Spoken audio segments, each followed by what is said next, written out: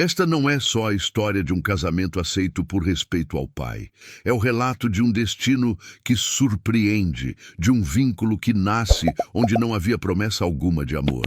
Aqui falamos de mudança verdadeira, de aprender que laços não dependem apenas de sangue, mas das decisões tomadas em silêncio, repetidas todos os dias, de perceber que mesmo o chão mais seco do interior é capaz de dar flor quando alimentado por firmeza, não por sofrimento. É a história de um sertão que fere e acolhe, de uma estação dura que não chega com frio, mas com chuva, trazendo a esperança de que nada se perde para sempre. Se você gosta de narrativas que atravessam o coração, onde o amor não surge pronto, mas é construído com tempo, respeito e cuidado, inscreva-se no canal História dos Contos. Conte nos comentários seu nome e de onde você acompanha essa história. Eu leio cada mensagem e fico feliz em ver até onde essas palavras, contadas com tanta dedicação, conseguem alcançar. Estamos só dando os primeiros passos dessa caminhada e garanto, cada momento vai valer a pena. Venha comigo para o interior, onde um sim, dito por dever, acabou se tornando o amor mais puro da região. O portão se fechou com um estrondo que ecoou pelo vale inteiro. Amélia ainda estava de pé na estrada de terra quando ouviu a tranca do outro lado. O som metálico cortou o silêncio da tarde, igual a uma sentença sem apelação. Ela virou devagar, o ventre já arredondado, pressionando contra o vestido simples de chita azul, e encarou o portão de madeira maciça que separava a casa grande do resto do mundo. Do outro lado, através das frestas, conseguia ver a silhueta do pai. Coronel Antônio Tavares estava parado na varanda, os ombros erguidos, as mãos cruzadas nas costas. Não olhava para ela. Olhava para o horizonte, como se a filha já tivesse deixado de existir. Pai! A voz de Amélia saiu trêmula, quase um sussurro. Por favor. Nenhuma resposta. Ela deu um passo em direção ao portão, as mãos se fechando nas tábuas ásperas. Eu não tenho para onde ir. Pai, eu não fiz por mal. Ele prometeu que ia casar comigo. Ele prometeu. O coronel finalmente se moveu. Virou o rosto devagar, e Amélia sentiu o peso daquele olhar atravessar o portão igual a uma lâmina. Os olhos dele estavam duros, frios. Não havia pai ali. Só o dono da terra, o homem que comandava uma das maiores fazendas da região e cuja palavra valia mais que lei. Você não existe mais nessa casa, ele disse, a voz grave e cortante. Minha filha morreu no dia que escolheu desonrar o nome que carrega. O que está aí na estrada, isso não tem mais nada a ver comigo. Amélia sentiu o chão fugir dos pés. As pernas tremeram, e ela precisou se segurar no portão para não cair. Pai, pelo amor de Deus, eu vou morrer aqui fora. Eu e a criança. Essa criança não tem nome, não tem família, e você também não. O coronel deu as costas e entrou na casa. A porta bateu, e Amélia ficou ali, sozinha, com o sol começando a descer no céu e o vento quente do fim de tarde, erguendo poeira vermelha na estrada.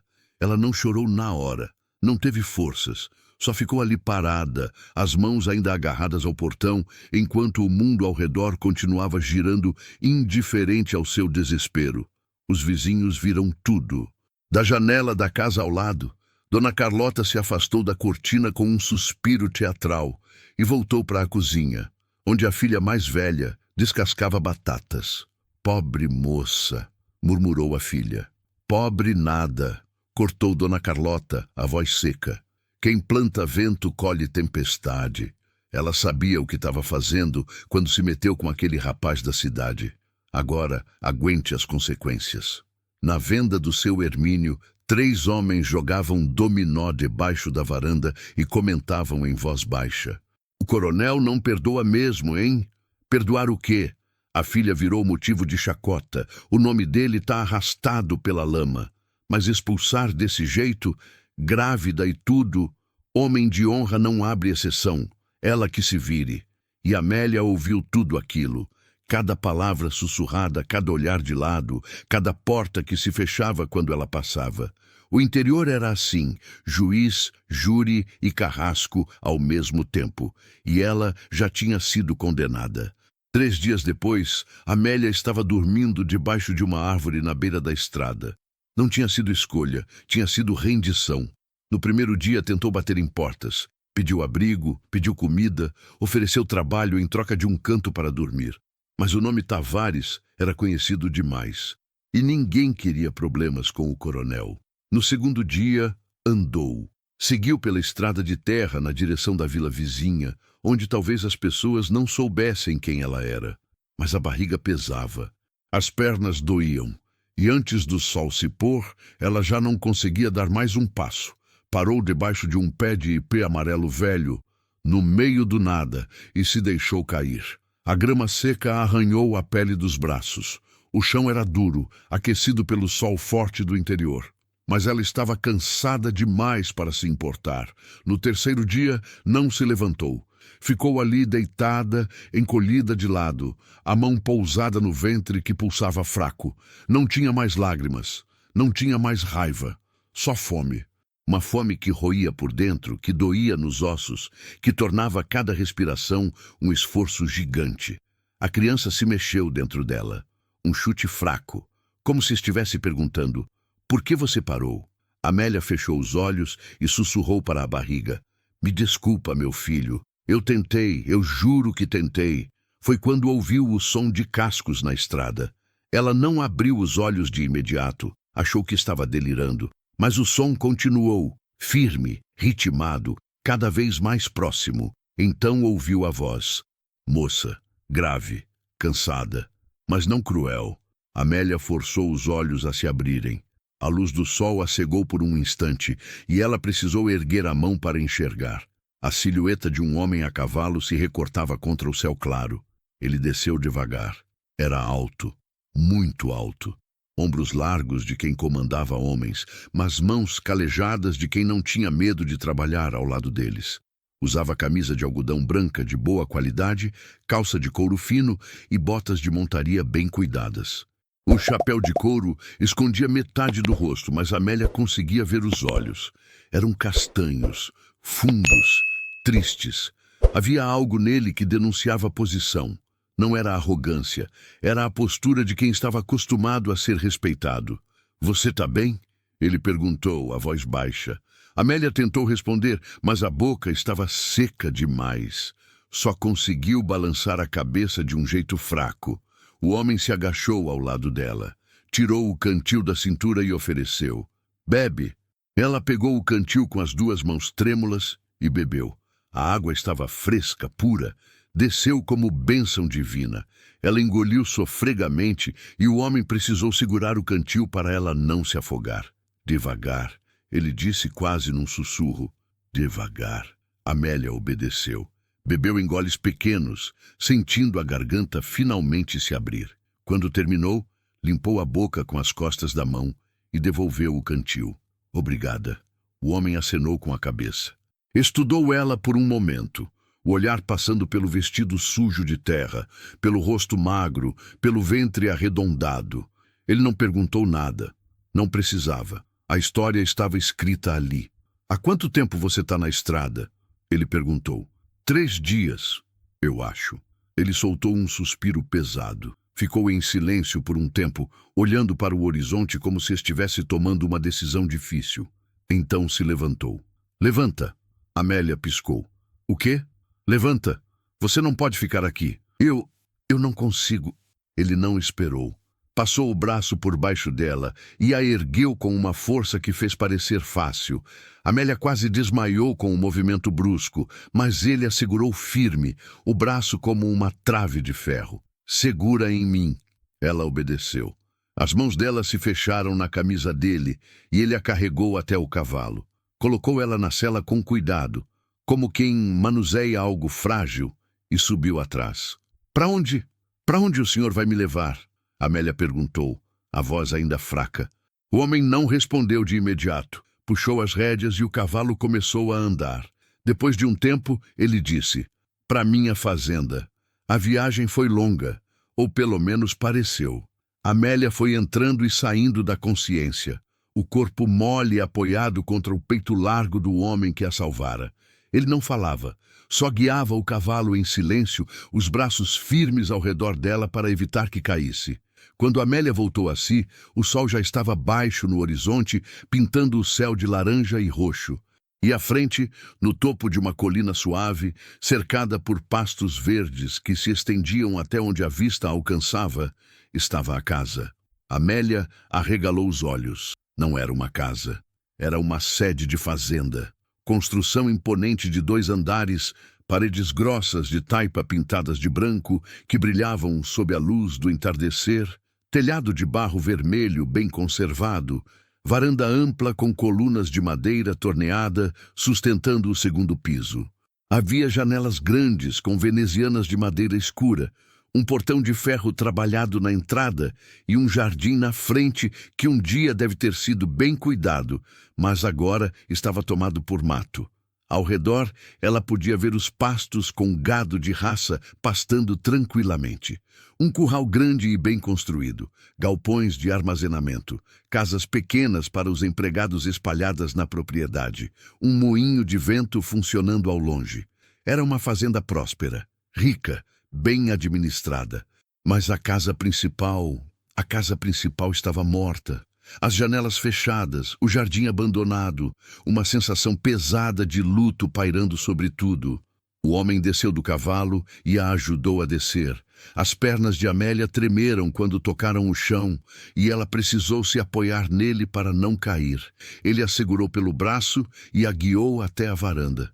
Subiu os degraus largos de pedra e abriu a porta da frente, que nem estava trancada, e entrou. O interior confirmou o que Amélia já suspeitava. A sala era enorme, pé direito alto, móveis de madeira nobre cobertos com lençóis brancos empoeirados, um lustre de cristal no teto coberto de poeira e teias de aranha. As janelas fechadas com as cortinas pesadas impedindo qualquer luz de entrar. O ar parado, pesado, cheirando a mofo e abandono. Havia um relógio de parede antigo que não funcionava mais, os ponteiros parados às 3h15, uma cadeira de balanço virada de costas para a porta, um par de botinhas pequenas de criança encostadas no canto, cobertas de poeira, um retrato emoldurado, virado contra a parede, como se alguém não suportasse mais olhar. Tudo ali gritava riqueza, mas também gritava solidão. Como se a casa tivesse parado no tempo, no dia em que alguém muito amado tinha partido. Amélia sentiu um arrepio subir pela espinha. "Senta ali", o homem disse, apontando para uma cadeira ao lado da mesa grande de jantar. "Vou buscar comida." Ela obedeceu. Sentou devagar, as mãos pousadas no ventre, os olhos percorrendo a sala sombria. O homem voltou da cozinha com um prato de louça fina, não de barro comum. Tinha pão fresco, queijo amarelo de boa qualidade e um pedaço de carne assada. Colocou na frente dela sem cerimônia. "Come." Amélia olhou para o prato, então olhou para ele. "Eu não sei como agradecer, senhor." Não precisa agradecer. Come." Ela pegou o pão. Estava macio, ainda levemente quente. Quando mordeu, o gosto explodiu na boca dela como a melhor refeição do mundo. Ela mastigou devagar, sentindo as lágrimas subirem. Não de tristeza, de alívio. O homem puxou uma cadeira e sentou do outro lado da mesa. Ficou ali, em silêncio, observando ela comer. Não com curiosidade, mas com algo mais pesado. Algo que parecia memória. Quando Amélia terminou, ela limpou a boca e finalmente encontrou coragem para perguntar: "Qual é o seu nome, senhor?" Ele demorou para responder. Ficou olhando para as próprias mãos, calejadas e marcadas por cicatrizes antigas. "Joaquim", ele disse baixo. "Joaquim Rodrigues." O nome ecoou na sala. Amélia o reconheceu.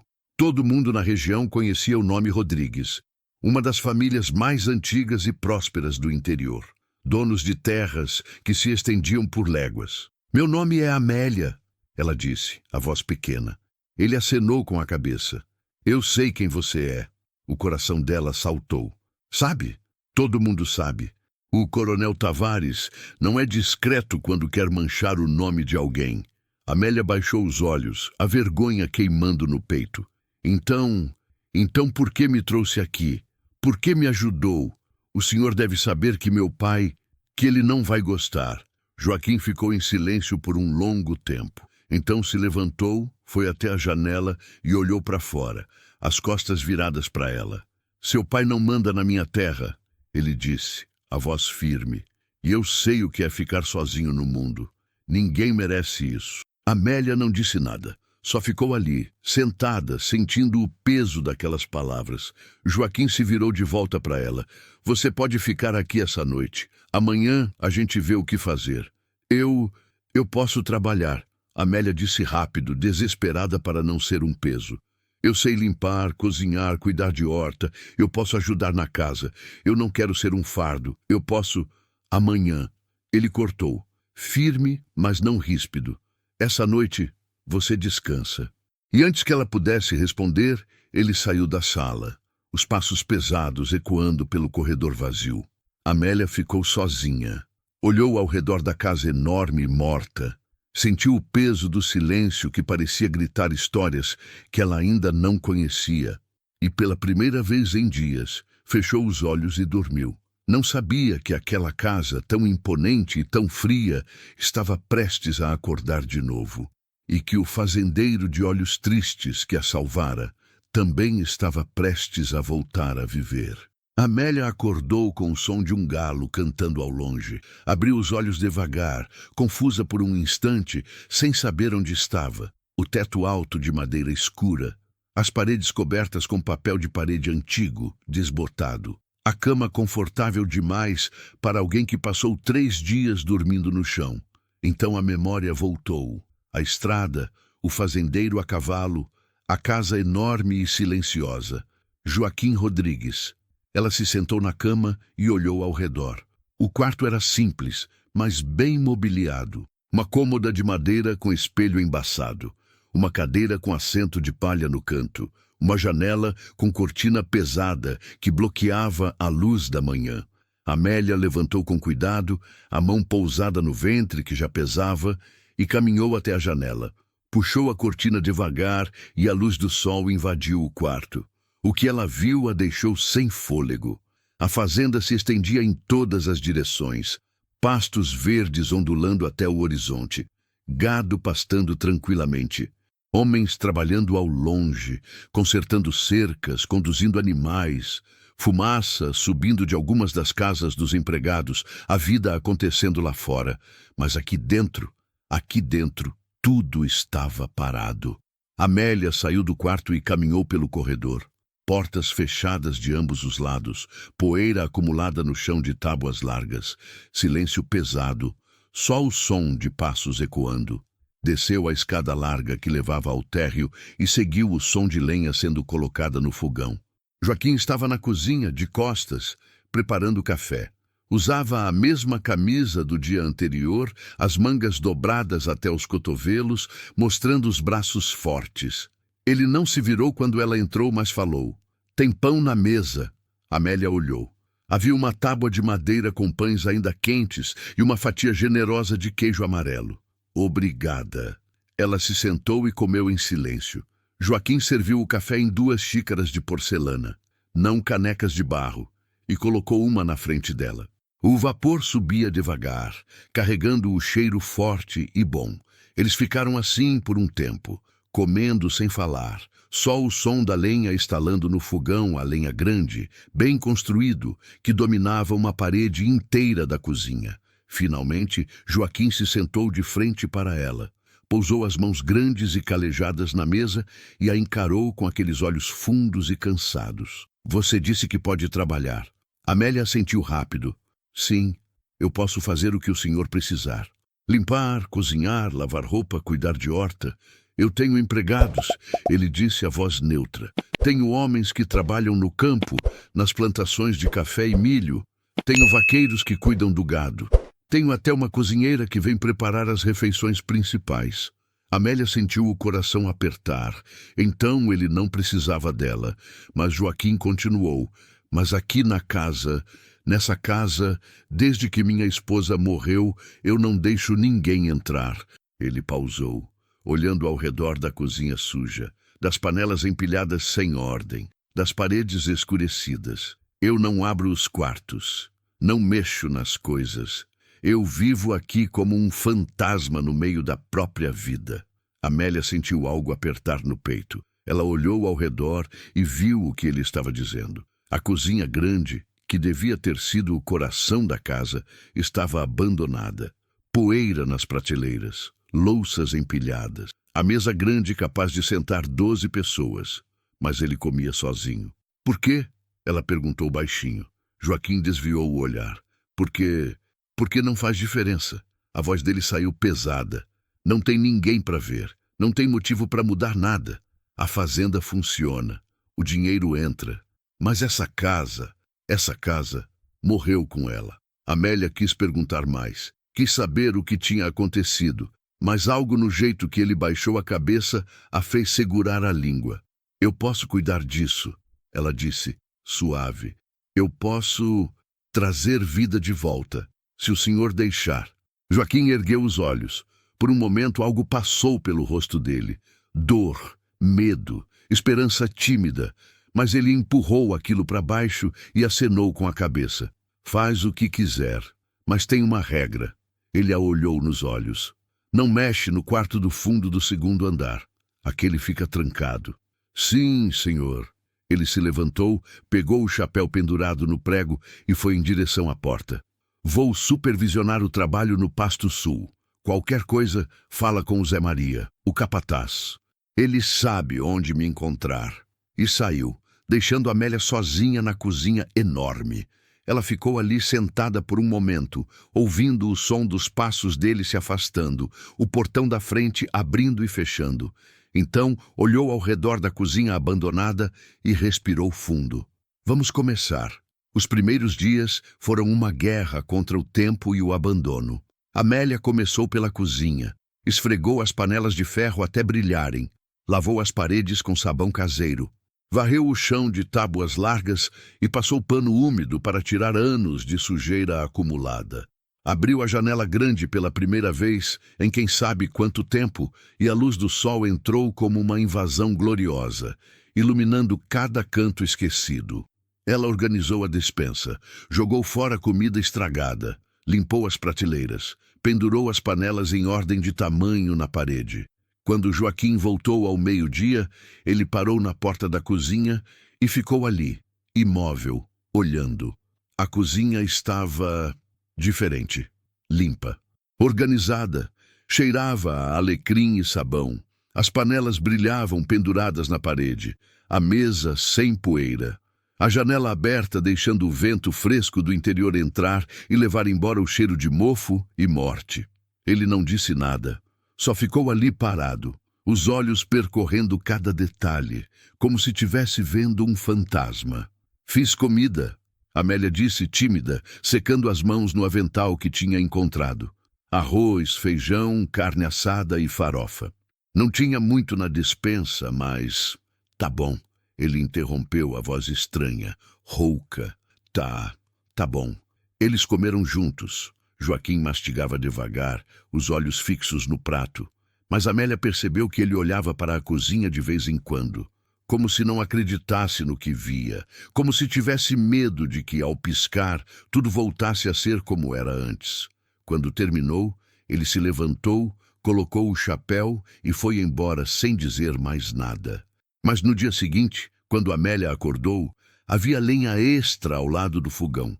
Um saco de farinha nova na despensa, um pedaço grande de carne fresca pendurado e legumes frescos da horta dos empregados em cima da mesa. Ele não falou, mas ela entendeu. Amélia foi avançando pela casa devagar, como quem desbrava território desconhecido. Limpou a sala grande. Tirou os lençóis dos móveis e descobriu um sofá de couro marrom bem trabalhado, cadeiras de espaldar alto com entalhes delicados. Uma mesa de centro de jacarandá maciço, um aparador com prataria antiga empoeirada, mas valiosa. Tudo de qualidade, tudo caro, tudo esquecido. Ela lavou, encerrou a madeira até brilhar, poliu a prataria, abriu as janelas e deixou o sol entrar, espantando as sombras que moravam ali há anos. A casa começou a respirar de novo. Joaquim observava de longe. Não interferia. Não pedia nada. Mas ela via o jeito que ele olhava. O jeito que ele parava na porta da sala às vezes, as mãos nos bolsos, os olhos percorrendo os móveis descobertos, o chão limpo, a luz entrando pelas janelas. Como se estivesse vendo o passado voltar à vida. E não sabia se isso o aliviava ou o machucava. Uma noite, durante o jantar, que agora acontecia na mesa grande da sala de jantar, não mais na cozinha, ele finalmente falou: "Você limpa bem." Amélia ergueu os olhos, surpresa. "Obrigada. Minha esposa..." Ele parou. Engoliu seco. Minha esposa também limpava assim, com cuidado, como se cada móvel guardasse uma memória. O coração de Amélia apertou. Ela baixou o garfo devagar. O que aconteceu com ela? Joaquim ficou em silêncio por um longo tempo, os olhos fixos na mesa, as mãos fechadas com força, os nós dos dedos brancos. "Ela morreu", ele disse, a voz rouca.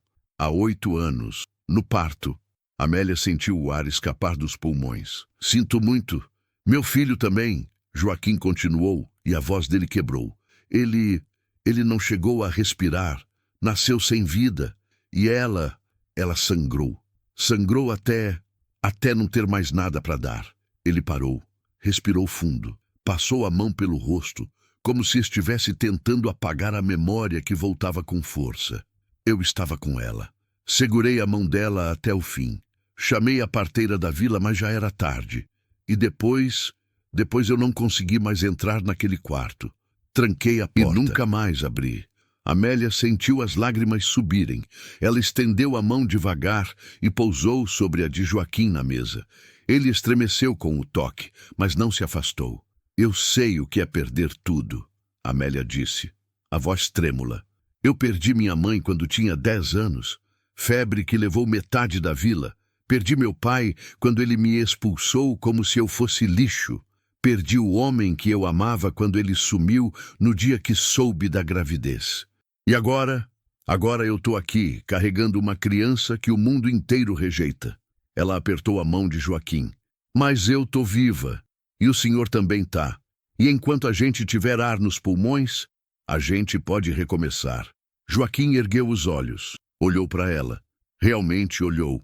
E pela primeira vez desde que se conheceram, ele não desviou o olhar. "Recomeçar", ele repetiu baixinho, como se testasse o peso da palavra. "Eu não sei se consigo." "Não precisa saber", Amélia disse. "Só precisa tentar." Eles ficaram assim, mãos unidas sobre a mesa, 2 náufragos dividindo o mesmo pedaço de madeira no meio do oceano. E pela primeira vez em 8 anos, Joaquim não se sentiu completamente sozinho. As semanas foram passando e a casa foi acordando aos poucos. Amélia continuou seu trabalho, limpou o escritório onde Joaquim cuidava dos negócios da fazenda, descobriu livros de contabilidade bem organizados, mapas da propriedade, documentos de compra e venda. Ele era um homem de negócios competente. A fazenda prosperava sob o comando dele, mesmo com o coração dele estando morto. Ela limpou a biblioteca, descobriu prateleiras cheias de livros, alguns em português, outros em francês. Joaquim tinha educação, tinha vindo de família de posses e mantinha a tradição, mas agora Joaquim ajudava. Ele consertou a cadeira de balanço da varanda, mandou os empregados reformarem o galinheiro e trouxe galinhas novas. Autorizou que se plantasse uma horta grande ao lado da casa, só para uso deles. Comprou tecidos na cidade para Amélia fazer cortinas novas. E todas as noites eles jantavam juntos. As conversas eram curtas no começo, frases soltas, mas aos poucos foram crescendo. Joaquim contou sobre a fazenda, sobre como herdou aquela terra do pai e trabalhou por anos para torná-la uma das mais prósperas da região. Sobre como conheceu Joana numa festa de colheita e se apaixonou no mesmo dia. Sobre como ela era filha de um comerciante da cidade e aceitou vir viver no interior por amor a ele.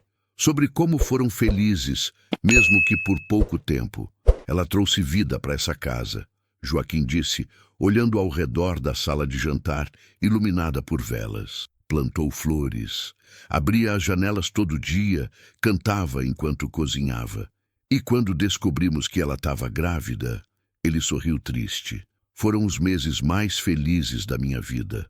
Amélia escutava em silêncio, respeitando a dor dele. E depois? Ela perguntou suavemente. Depois eu me fechei. Mandei todo mundo embora da casa. Cuidava da fazenda porque precisava. Mas aqui dentro eu só existia. Não vivia.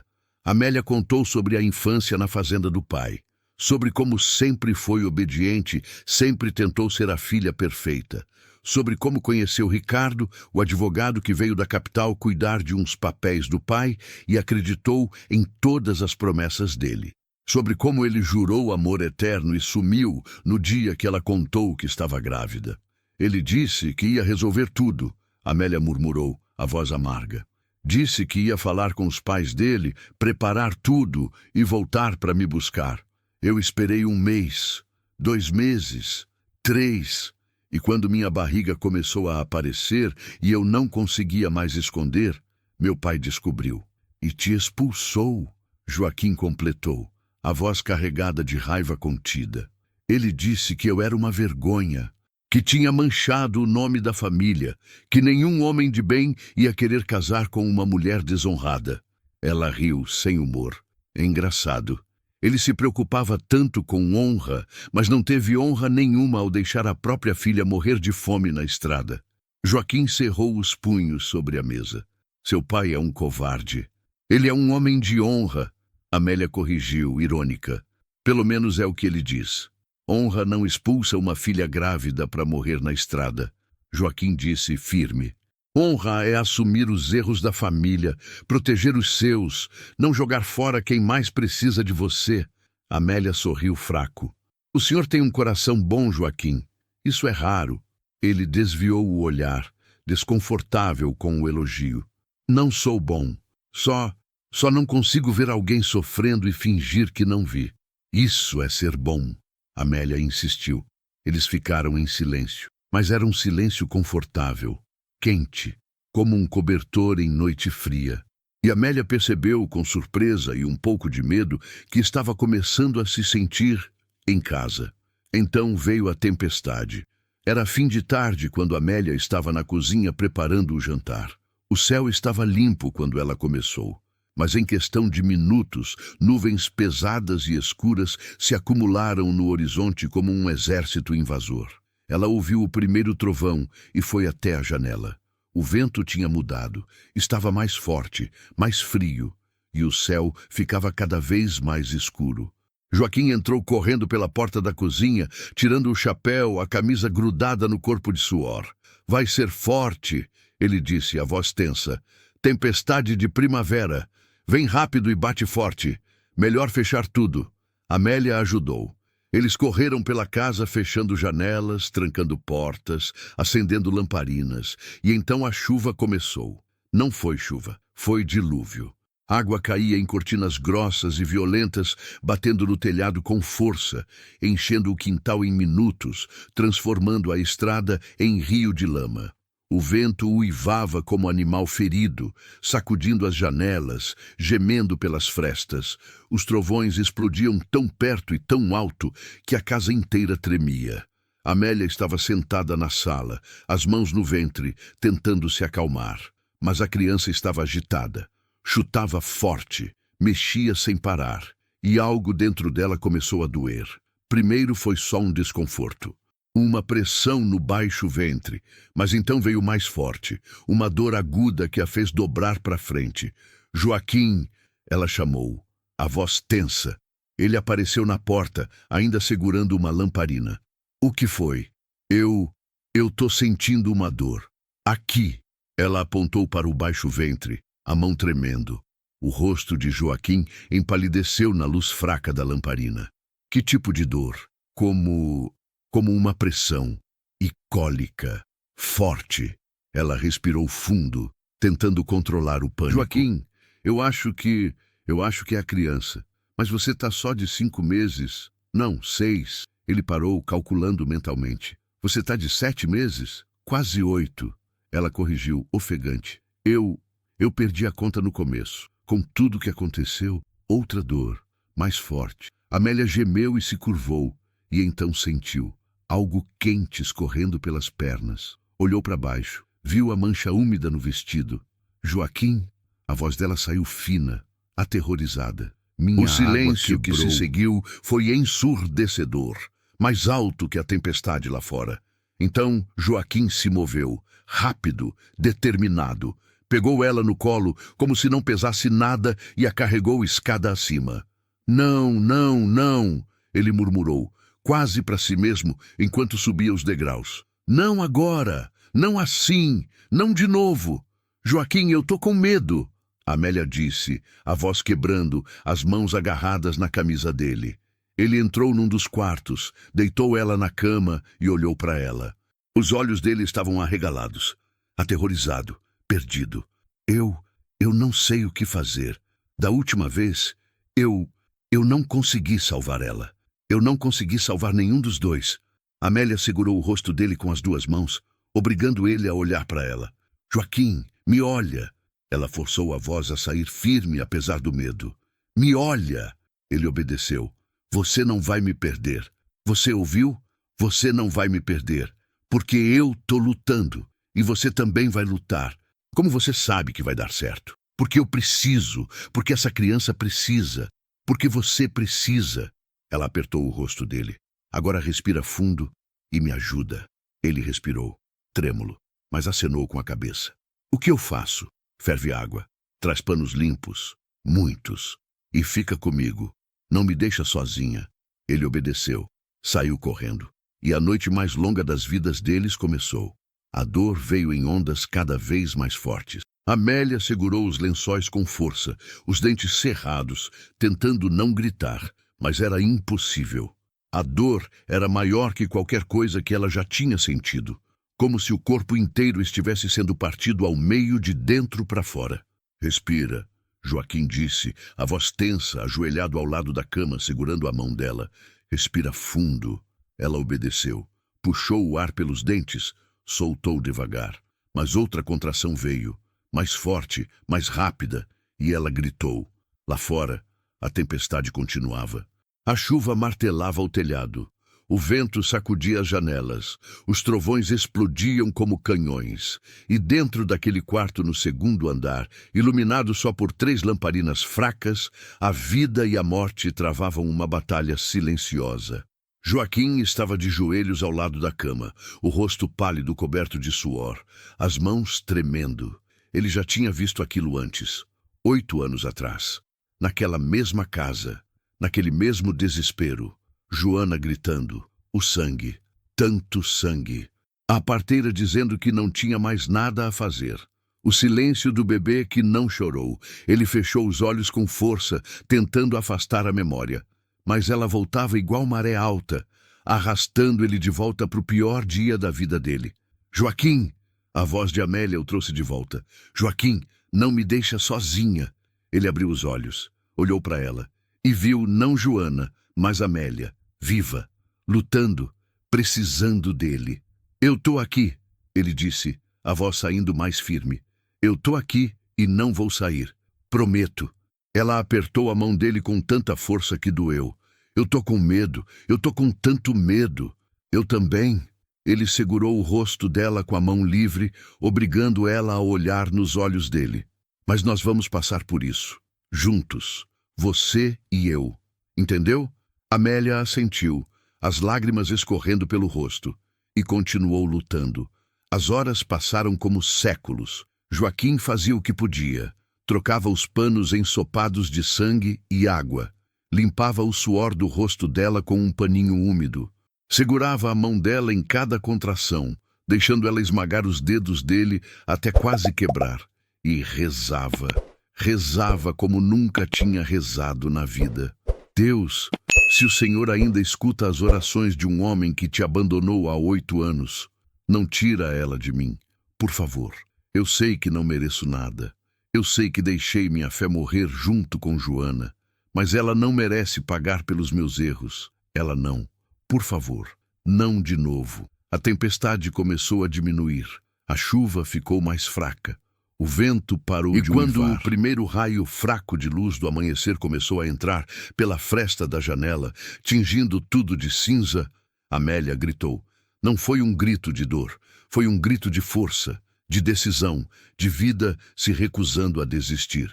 Tá vindo, ela ofegou, a voz rouca de tanto gritar. Joaquim, tá vindo, eu sinto. Ele se posicionou, as mãos tremendo violentamente, o coração batendo tão forte que parecia que ia explodir do peito.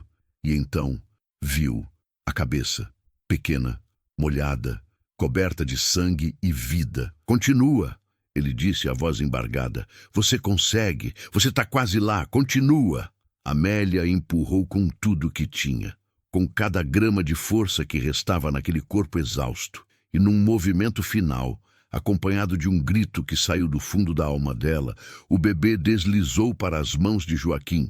Ele o segurou, pequeno, escorregadio, frágil, coberto de sangue e verniz, e silencioso. O coração de Joaquim parou. Não, não de novo. Deus, não de novo.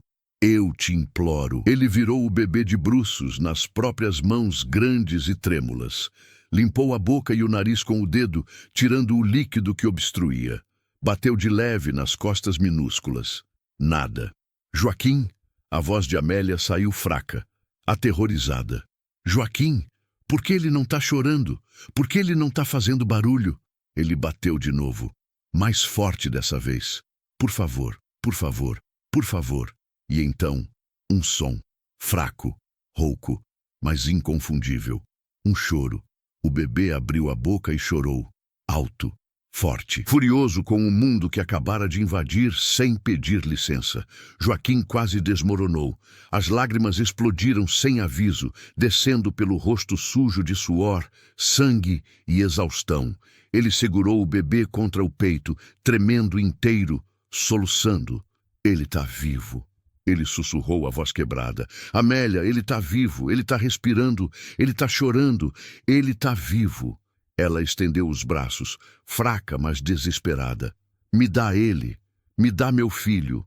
Joaquim envolveu o bebê num pano limpo e o colocou nos braços dela. Amélia o recebeu e o puxou contra o peito, chorando, rindo, beijando a cabecinha molhada. Meu filho, meu filho... Meu menininho. Joaquim se sentou no chão, as costas contra a parede e cobriu o rosto com as mãos. Chorou, chorou por Joana, pelo filho que nunca respirou, pelo medo que carregou por 8 anos, pela culpa de não ter conseguido salvar eles. E pela alegria impossível, inesperada de estar vivo, de ter ajudado, de não ter perdido dessa vez. Amélia olhou para ele. Viu o homem forte e rico chorando sentado no chão como criança perdida e entendeu o peso que ele tinha carregado sozinho por tanto tempo. Joaquim, ela estendeu a mão livre. Vem aqui. Ele ergueu a cabeça, os olhos vermelhos e inchados. Mas havia algo diferente neles, algo que não estava lá antes. Esperança.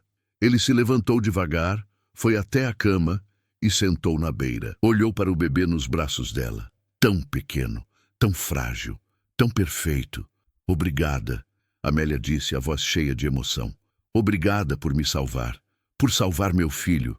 Você nos deu uma chance quando o mundo inteiro tinha desistido da gente. Joaquim balançou a cabeça. Nosso filho, ele disse, baixo, mas firme. Se você deixar, eu quero ser o pai dele. Quero dar meu nome para ele. Quero criar ele como meu, porque ele já é. Desde o momento que vocês dois entraram na minha casa, vocês já eram meus. Amélia piscou, surpresa. Então sorriu, um sorriso cansado, mas genuíno e cheio de amor. Ele já tem pai, desde o momento que o senhor me tirou daquela estrada. Joaquim se inclinou e beijou a testa dela. Depois, beijou a cabecinha do bebê. Como vai chamar ele? Amélia pensou por um momento, olhando para o rostinho pequeno e perfeito. Gabriel, porque foi um milagre. Um presente que eu não merecia, mas recebi mesmo assim. Joaquim sorriu. Um sorriso pequeno, mas verdadeiro. O primeiro sorriso de verdade em 8 anos. Gabriel Rodrigues. Gabriel Rodrigues. Ela repetiu, testando o nome. Gostou. Sim, é perfeito. E naquele momento, naquela casa que esteve morta por 8 anos, iluminada pela luz fraca do amanhecer após a tempestade, a vida voltou de verdade. Os dias seguintes foram de recuperação. Amélia ficou de cama, fraca, exausta, mas viva e feliz. Joaquim cuidou de tudo. Trouxe comida, segurou Gabriel quando ela precisava descansar. Contratou uma parteira da vila vizinha para vir examinar Amélia e o bebê. Ambos estavam bem. A notícia se espalhou rápido. O fazendeiro solitário, Joaquim Rodrigues, tinha acolhido a filha expulsa do coronel Tavares, e ela tinha dado à luz na casa dele, durante a tempestade, e sobrevivido. As línguas ferinas começaram a trabalhar. Será que a criança é dele? Impossível. Ela chegou grávida. Mas dizem que ele está cuidando dela como se fosse esposa e assumindo a criança como se fosse filho dele. O coronel deve estar fervendo de raiva. E estava. 3 semanas depois, Amélia estava na varanda embalando Gabriel quando ouviu o som de cavalos na estrada. Ela se levantou devagar, ainda fraca, mas recuperada o suficiente para andar. Apertou Gabriel contra o peito e ficou tensa, como animal acuado que sente o predador se aproximando. 2 homens surgiram na curva da estrada. Um deles ela reconheceu imediatamente, Coronel Antônio Tavares, o pai dela. O coração de Amélia disparou, sentiu as pernas fraquejarem, mas se obrigou a ficar em pé, firme. O coronel desceu do cavalo devagar, usava terno escuro impecável, chapéu de couro bem cuidado, e trazia uma bengala de cabo prateado na mão. O rosto era duro, implacável, os olhos frios como pedra. O homem ao lado dele era mais jovem, magro, olhos de cobra, o capanga de confiança do coronel. Amélia, o coronel disse, a voz fria e cortante. Pai, ela recuou um passo, instintivamente protegendo Gabriel. Vim buscar meu neto. O sangue de Amélia gelou. O quê? O coronel deu um passo à frente, subindo o primeiro degrau da varanda. Você achou que eu ia deixar um Tavares ser criado num lugar desses? Por uma mulher que desonrou a família? Ele apontou para Gabriel com a bengala. Esse menino tem sangue nobre, sangue importante. Vai ser criado na minha fazenda com educação e oportunidades, longe de você. Não, Amélia disse, a voz trêmula, mas decidida. Você não vai encostar nele. Eu não tô pedindo permissão. O coronel fez sinal para o capanga. Pega o menino. Agora. O homem avançou, e foi quando Joaquim apareceu. Ele surgiu pela lateral da casa, vindo dos estábulos, o rifle de caça na mão, o rosto transformado numa máscara de fúria controlada. Dá mais um passo, e eu te estouro os miolos, ele disse a voz baixa e mortal, o rifle apontado direto para o peito do capanga. O capanga congelou. O coronel se virou devagar, encarando Joaquim. Quem é você? O dono dessa terra e o pai dessa criança. O coronel riu. Um riso seco, sem humor. Pai? Você não é pai de nada? Esse menino é um Tavares. Tem o sangue da minha família. Você é só... O quê? Um homem que acolheu uma vagabunda grávida por pena? Joaquim deu um passo à frente, o rifle ainda apontado, mas agora para o coronel. Escolhe bem as próximas palavras, coronel, porque dependendo do que sair da sua boca, você não sai daqui vivo. O coronel estreitou os olhos avaliando. Ele conhecia a reputação de Joaquim Rodrigues, conhecia o peso do nome dele, sabia que não era homem de fazer ameaças vazias. Você sabe quem eu sou, o coronel disse, tentando recuperar o controle. Sei, e você sabe quem eu sou. Joaquim deu mais um passo. Minha fazenda produz mais café em uma safra do que a sua em 3. Meu gado tem melhor linhagem que o seu. Meu nome tem peso no banco, na prefeitura, no cartório. Tenho amizades que você nunca vai ter. E diferente de você, coronel, eu não preciso humilhar ninguém para ser respeitado. O rosto do coronel ficou vermelho. Você não tem autoridade para decidir o destino desse menino. Tenho toda a autoridade do mundo. Joaquim corrigiu, firme. Porque ele nasceu na minha casa, foi trazido ao mundo pelas minhas mãos e vai crescer aqui com a mãe dele e comigo, como um Rodrigues. Você não pode. Posso e vou. Joaquim deu mais um passo, agora a apenas 2 metros do coronel. E se você tentar impedir, eu faço questão de espalhar por toda a região o que você fez. Como expulsou sua própria filha grávida para morrer na estrada. Como tentou roubar o neto dela depois. E você acha que sua preciosa honra vai sobreviver a isso? O silêncio que se seguiu foi tenso, pesado, perigoso. Você não se atreve, o coronel sibilou. Eu me atrevo e vou fazer se necessário. Joaquim encarou ele sem piscar. Mas eu prefiro te dar uma chance. Sai da minha terra agora e nunca mais volta. Nunca mais tenta contato. Você perdeu o direito de ser pai e de ser avô no dia que jogou ela fora. Agora aguenta as consequências. Amélia deu um passo à frente, a voz saindo mais forte do que ela esperava. Você não é mais meu pai e nunca vai conhecer meu filho. Essa é a sua punição. Viver sabendo que tem um neto no mundo que nunca vai saber seu nome. O coronel olhou para ela, depois para Joaquim, depois para o bebê. E pela primeira vez, Amélia viu algo que nunca tinha visto no rosto do pai. Derrota. Ele cuspiu no chão, virou as costas e subiu no cavalo. Vocês vão se arrepender, ele disse, a voz cheia de veneno. Não, Amélia respondeu. Eu só me arrependo de ter levado tanto tempo para te enxergar como você realmente é.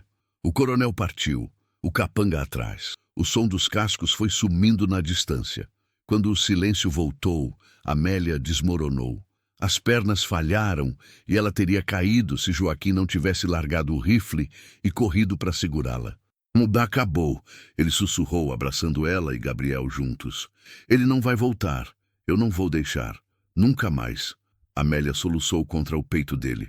Obrigada. Obrigada. Eu não sei o que seria de mim sem você. Ele a segurou mais forte. Você e Gabriel são minha família agora, e eu protejo minha família, sempre. Ela ergueu o rosto, os olhos vermelhos, mas brilhando com algo novo. Algo que ela não sentia há muito tempo. Segurança, pertencimento, amor. Casa comigo, Joaquim piscou, ela disse. Surpreso. O quê? Casa comigo, Joaquim. Ela segurou o rosto dele com a mão livre. Eu sei que não foi planejado. Eu sei que você nunca pensou em ter outra família. Mas eu te amo. E eu sei que você também sente algo por mim. Talvez não seja o mesmo que você sentiu por Joana, mas é diferente. Ele interrompeu suave. É diferente do que eu senti por Joana. Mas não é menor. É outra coisa. Mais madura, mais consciente. Ele tocou o rosto dela. Eu te amo, Amélia. Amo você e amo esse menino como se fosse meu. E sim, eu quero casar com você. Amélia o beijou. Ali mesmo, na varanda, com Gabriel entre os dois, sob o sol do meio-dia que iluminava tudo. E pela primeira vez em muito tempo, o futuro parecia não só possível, mas promissor. O casamento aconteceu 3 meses depois, na capela da vila. Não foi grande, não teve pompa. Foi simples, mas bonito. Amélia usava um vestido branco de algodão fino que Joaquim tinha mandado fazer sob medida por uma costureira da cidade. Nada extravagante, mas elegante. Os cabelos presos num coque baixo com flores brancas do jasmim da fazenda. Joaquim usava o terno que guardava desde o enterro de Joana, mas tinha mandado ajustar e limpar. Estava impecável. E quando ele viu Amélia entrando na capela, segurando Gabriel no colo, os olhos dele brilharam. Havia poucas pessoas. O capataz Zé Maria e sua esposa. Alguns empregados leais da fazenda. A parteira que tinha ajudado com Gabriel. O padre idoso que conhecia Joaquim desde criança e tinha rezado a missa de corpo presente de Joana 8 anos atrás. O mesmo padre que agora sorria ao ver Joaquim de pé no altar, vivo de novo. Quando Amélia chegou na frente, Joaquim segurou a mão dela. Firme, seguro, o padre começou a cerimônia. Estamos aqui reunidos diante de Deus para celebrar a união de Joaquim Rodrigues e Amélia Tavares. Amélia Rodrigues. Joaquim corrigiu, suave, mas firme. O padre piscou, depois sorriu. Perdão, Amélia Rodrigues, porque aos olhos de Deus e aos nossos, ela já faz parte dessa família. Amélia sentiu as lágrimas subirem. O padre continuou com as bênçãos, as leituras, as orações. E então chegou o momento dos votos. Joaquim Rodrigues, você aceita Amélia como sua esposa para amá-la e respeitá-la na saúde e na doença, na riqueza e na pobreza, até que a morte os separe? Joaquim olhou nos olhos dela. Eu aceito. A voz dele saiu firme, sem hesitação. Amélia Rodrigues, você aceita Joaquim como seu esposo, para amá-lo e respeitá-lo, na saúde e na doença, na riqueza e na pobreza, até que a morte os separe? Amélia sorriu através das lágrimas. Eu aceito. O padre benzeu os anéis, alianças simples de ouro que Joaquim tinha comprado na joalheria da cidade, e eles os trocaram. Quando Joaquim colocou a aliança no dedo dela, disse baixinho, você me salvou tanto quanto eu te salvei. Ela apertou a mão dele. Nós nos salvamos. O padre sorriu e ergueu as mãos. Pelo poder que me foi conferido por Deus e pela Santa Igreja, eu vos declaro marido e mulher. E que o Senhor abençoe essa união e essa criança com anos de paz, prosperidade e amor. Joaquim beijou Amélia. Um beijo suave, respeitoso, cheio de promessa e futuro. Gabriel, no colo dela, soltou um gritinho como se estivesse aprovando. Todos riram. E quando saíram da capela de mãos dadas, com Gabriel dormindo tranquilo nos braços da mãe, o sol brilhava forte no céu azul, sem nuvens. Era um novo começo. De verdade. A vida na fazenda Rodrigues floresceu. Amélia não era mais a mulher quebrada que Joaquim tinha encontrado na estrada. Era a senhora da fazenda, a esposa do fazendeiro mais respeitado da região, e ela assumiu o papel com dignidade, reorganizou a administração da casa, contratou empregadas para ajudar com a limpeza e a cozinha, mas ela mesma supervisionava tudo. Plantou um jardim grande na frente da casa, com rosas, jasmins e cravos. Abriu todas as janelas todos os dias. Trouxe vida de volta. A casa que estava morta acordou completamente. Joaquim prosperou. Com Amélia ao lado dele, sentiu a motivação voltar. Expandiu as plantações de café, comprou mais gado de raça, modernizou os equipamentos, construiu casas melhores para os empregados. A fazenda Rodrigues se tornou referência, e Gabriel crescia saudável e feliz. Um menino alegre, de cabelos escuros e olhos curiosos, que chamava Joaquim de pai, desde que começou a falar. Joaquim nunca corrigiu, porque era a verdade. Enquanto isso, na fazenda do Coronel Tavares, as coisas desmoronavam. A notícia do casamento de Amélia com Joaquim Rodrigues se espalhou como fogo, e com ela vieram os julgamentos. Você ouviu? A filha do coronel casou com o Joaquim Rodrigues. Aquele fazendeiro rico, o viúvo? Esse mesmo. E ele assumiu a criança como se fosse dele. Deu o nome dele para o menino e tudo. E dizem que o coronel tentou tomar a criança à força e o Joaquim expulsou ele da propriedade com um rifle na mão. Expulsou o próprio avô? O coronel que deixou de ser avô quando expulsou a filha grávida para morrer. As palavras chegaram aos ouvidos do coronel. E cada uma foi como uma facada no orgulho ferido. Ele tentou reagir. Tentou espalhar mentiras sobre Amélia e Joaquim. Mas ninguém acreditou. Joaquim era respeitado demais, e todos sabiam o que o coronel tinha feito. Tentou subornar o juiz da comarca para criar problemas legais, mas o juiz era amigo de longa data da família Rodrigues, e se recusou. Tentou boicotar os negócios de Joaquim, mas os compradores preferiam o café de qualidade superior da fazenda Rodrigues. Aos poucos, o coronel foi perdendo tudo. Perdeu respeito. Fazendeiros que antes o cumprimentavam, agora desviavam o olhar ou o ignoravam completamente. Mulheres da igreja cochichavam e apontavam quando ele passava. Que tipo de homem expulsa a própria filha grávida? Um monstro. Só um monstro faz isso. Perdeu amizades. Pessoas que ele achava que eram aliados se afastaram, não querendo ser associados a ele. Perdeu negócios. A fazenda começou a ter problemas. Trabalhadores pediam demissão e iam trabalhar em outras propriedades. O gado adoecia por falta de cuidado adequado. As plantações produziam menos e o coronel começou a beber. Passava os dias trancado na biblioteca, afogando a raiva, a humilhação e o arrependimento tardio em cachaça barata. Mas o pior de tudo era o silêncio. A casa que antes era cheia de vida, com Amélia cantando, costurando, cuidando de tudo, agora era um mausoléu, vazia, fria, morta, e o coronel sozinho envelhecia rápido, os cabelos embranqueceram em meses, o rosto ficou marcado, os ombros curvaram.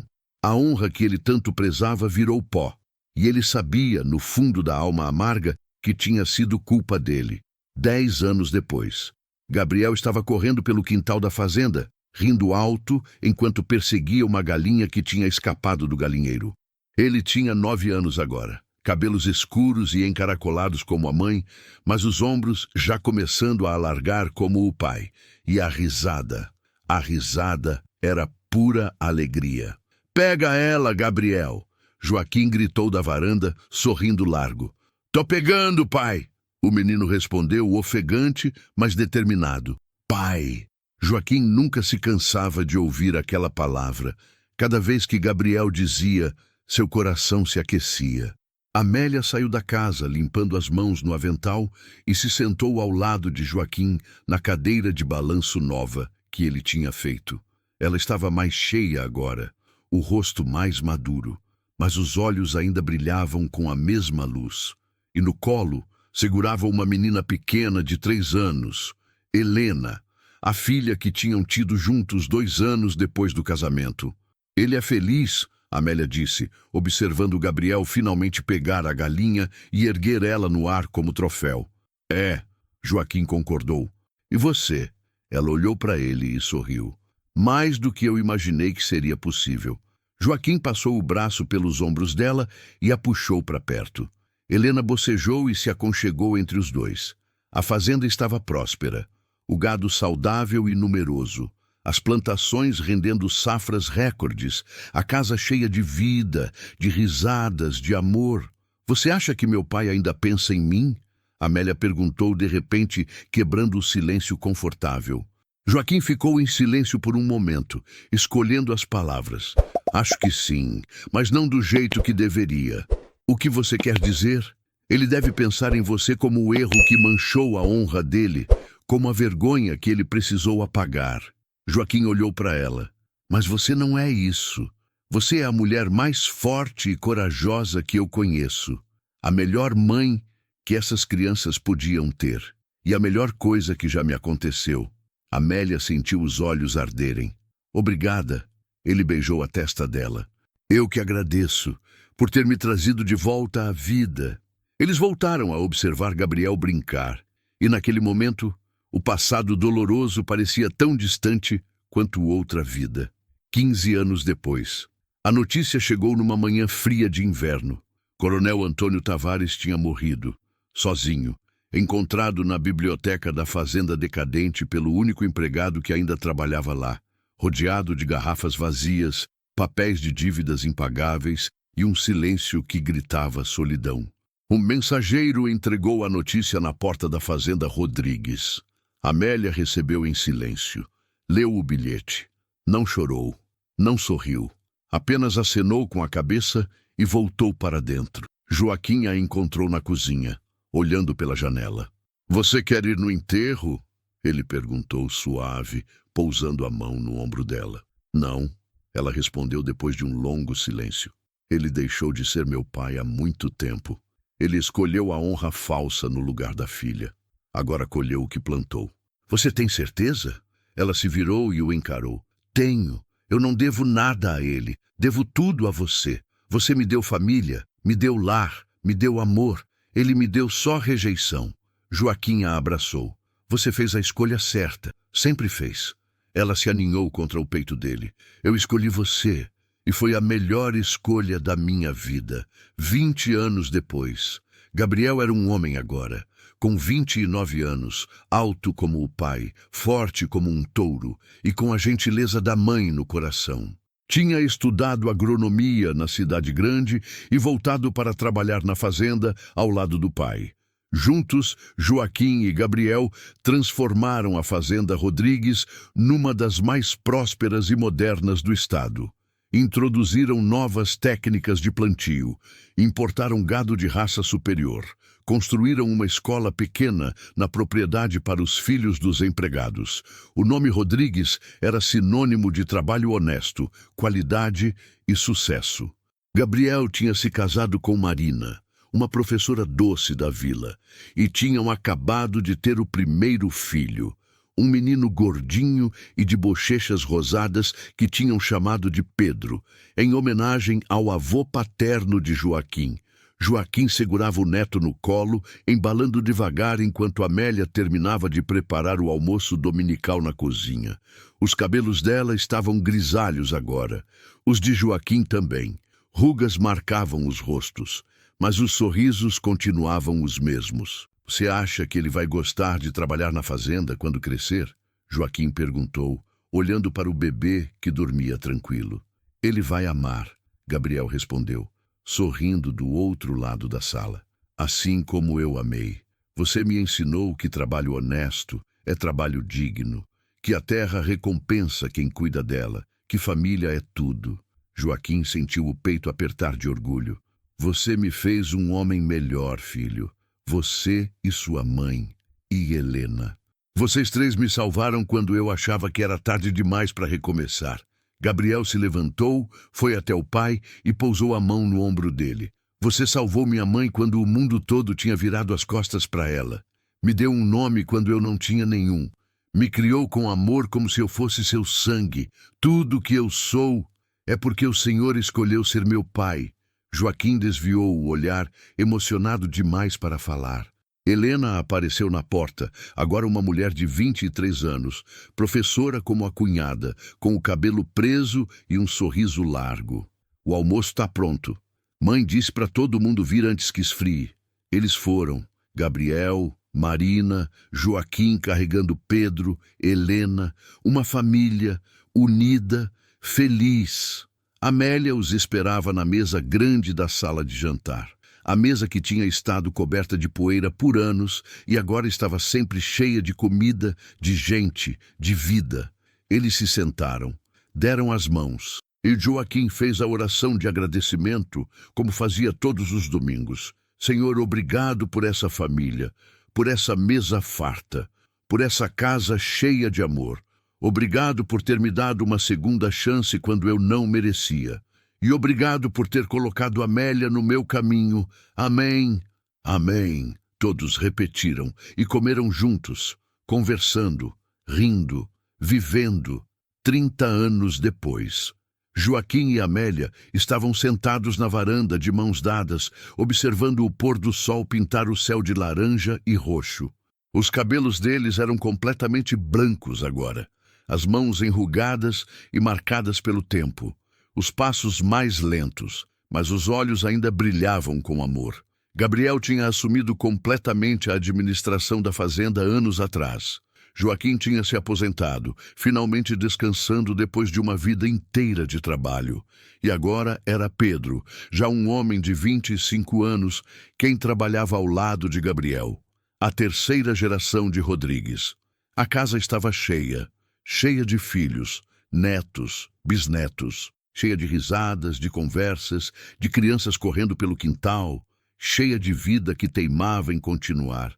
Joaquim apertou a mão de Amélia. Foi uma vida boa, ele disse, a voz baixa e rouca. Foi, ela concordou, a melhor que eu podia ter pedido. Você me fez feliz, mais feliz do que eu achei que seria possível depois de perder Joana. E você me salvou. Me deu uma família, me deu um lar, me deu amor quando eu não tinha mais nada. Eles ficaram em silêncio, observando o sol desaparecer no horizonte, o céu escurecendo, as primeiras estrelas começando a brilhar. Eu te amo, Joaquim sussurrou. Eu também te amo. Amélia respondeu. E ali, naquela varanda onde tantas histórias tinham acontecido, eles ficaram, juntos, de mãos dadas, como sempre estiveram, como sempre estariam, até o fim. Esta foi a história de Amélia e Joaquim, duas almas quebradas que se encontraram no momento mais escuro de suas vidas.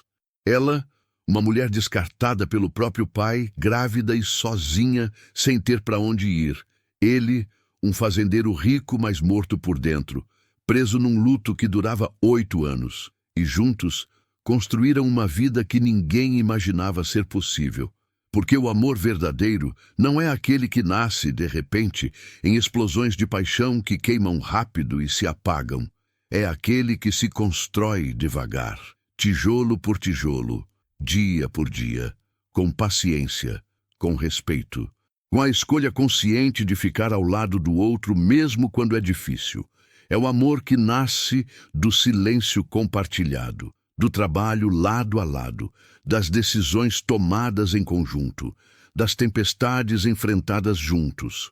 É o amor que resiste ao tempo, que cresce com as rugas e os cabelos brancos, que se fortalece a cada desafio superado, que deixa raízes profundas e frutos que alimentam gerações. Amélia disse sim ao casamento inicialmente por gratidão, por necessidade, por falta de opção. Mas viveu o amor mais puro do interior porque escolheu Joaquim todos os dias depois disso. E ele escolheu ela de volta, sempre. E no final, isso é tudo que importa. As escolhas que fazemos, as pessoas que escolhemos amar e o legado que deixamos para trás. Não de riqueza material, mas de amor verdadeiro, de família unida, de vidas transformadas. Se essa história tocou seu coração, inscreva-se no canal História dos Contos. Deixe seu nome e de onde você é nos comentários. Eu leio cada mensagem e fico feliz em ver até onde essas palavras, contadas com tanta dedicação, conseguem alcançar. E compartilhe com alguém que precisa ouvir que recomeçar é possível, que não importa quão fundo você caiu, que sempre existe esperança. Porque Deus usa caminhos tortuosos para unir propósitos. E às vezes, o fundo do poço é só o começo da subida mais bonita da sua vida. Venha comigo na próxima história.